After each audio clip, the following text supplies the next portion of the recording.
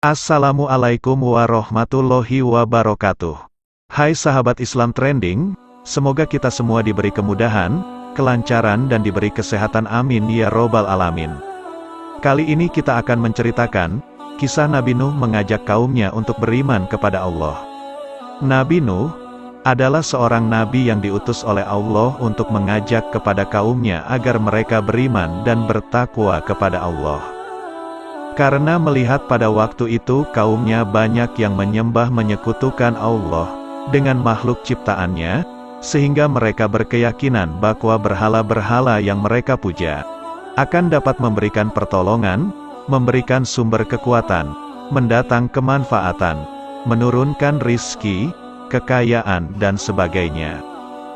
Perjalanan Nabi Nuh dalam rangka mengajak dan menyuruh umatnya untuk menyembah kepada Allah kurang lebih 1000 tahun kurang 50 tahun sebagaimana yang disebutkan dalam surat Al-Ankabut ayat 14.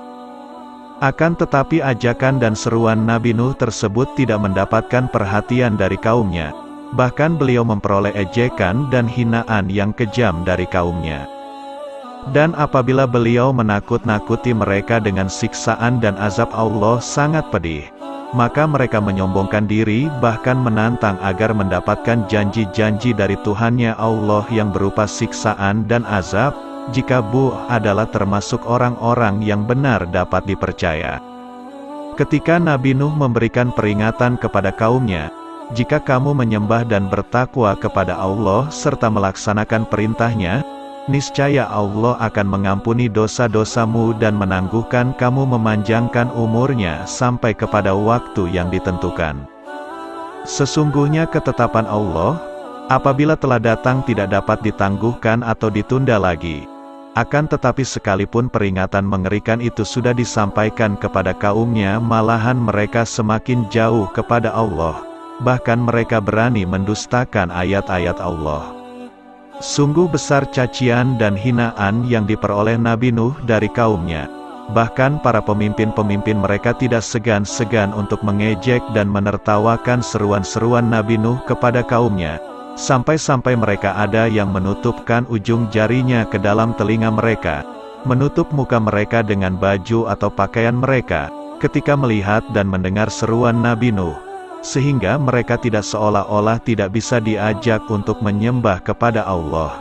Namun Nabi Nuh masih tetap tegas dan gigih untuk mengajak kaumnya untuk beriman kepada Allah. Ketika Nabi Nuh mendapatkan perintah wahyu dari Allah untuk membuat bahtera atau kapal, maka Nabi Nuh beserta kaumnya yang beriman segera mulai membuat kapal dengan hati-hati. Akan terapi tidak sedikit cacian dan hinaan dari kaumnya yang sombong dan kafir. Bahkan mereka menganggap bahwa Nabi Nuh sudah tidak lagi mempunyai pikiran yang waras. Sebab pada musim kemarau ia membuat kapal, dengan apa kapal itu dilayarkan nanti?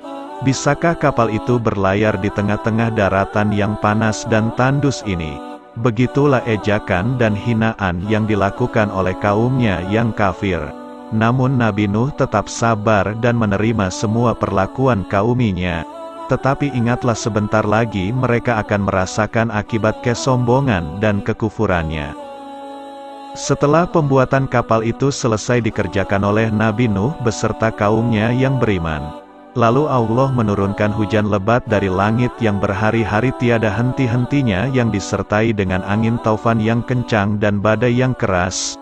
Di samping itu juga Allah mengeluarkan sumber air yang amat besar dari dalam bumi. Dan sewaktu air datang begitu besar dan cepat, maka Nabi Nuh berserta kaumnya yang beriman masuk ke kapal, dan juga binatang-binatang yang baik yang jantan maupun betina. Terkecuali mereka kaum yang kafir tetap membangkang tidak mau mengikuti perintah Nabi Nuh untuk masuk ke dalam kapal. Termasuk putranya Nabi Nuh yang bernama Kanan. Ia berkali-kali dipanggil oleh ayahnya Nabi Nuh agar masuk ke dalam kapal, karena mengingat air sudah semakin tinggi dan memiliki gelombang yang sangat besar. Namun panggilan ayahnya itu tidak dihiraukan oleh Kanan, bahkan mereka membangkang dan pergi menaiki gunung sambil berkata, "Saya akan pergi ke puncak gunung, karena di sanalah yang akan menyelamatkan saya dari banjir dan angin raufan yang amat dahsyat ini." Lalu Nabi Nuh menjawab atas pernyataan putranya, tiada yang dapat melindungi hari ini dari azab Allah selain Allah saja yang Maha Penyayang. Tidak lama kemudian Allah menenggelamkan bumi menjadi sebuah lautan besar, sehingga seluruh kaum Nabi Nuh beserta putranya Kanan yang membangkang ikut tenggelam di bawah gelombang air yang besar. Dengan demikian binasalah kaum Nabi Nuh yang kafir. Setelah 6 bulan lamanya kapal Nabi Nuh berlayar dari bulan Rajab sampai berakhir pada tanggal 10 Muharram, maka Allah menghentikan banjir tersebut dan kapal Nabi Nuh terdampar di bukti pegunungan Judi yang terletak di Armenia sebelah selatan yang berbatasan dengan Mesopotami. Kemudian Nabi Nuh beserta kaumnya yang beriman dalam kapal, keluar bersama-sama dalam keadaan selamat, sehingga beliau dan kaumnya bersyukur kepada Allah atas keselamatan yang diberikan kepada dirinya dan kaumnya yang beriman.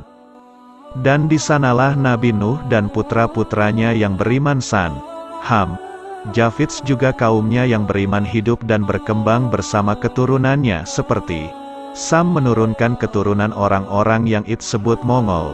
Begitulah perkembangan kebudayaan dan kehidupan kaum Nabi Nuh yang beriman selamat dari azab banjir sehingga Nabi Nuh wafat.